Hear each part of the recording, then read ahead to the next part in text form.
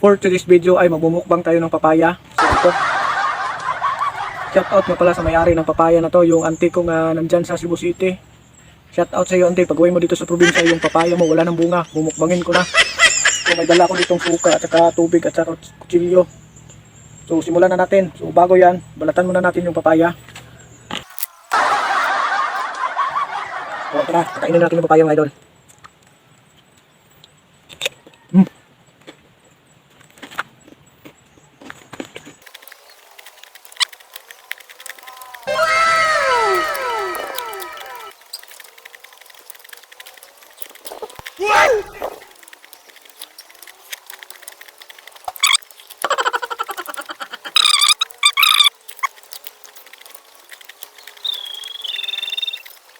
So yan lang mga idol, thank you for watching.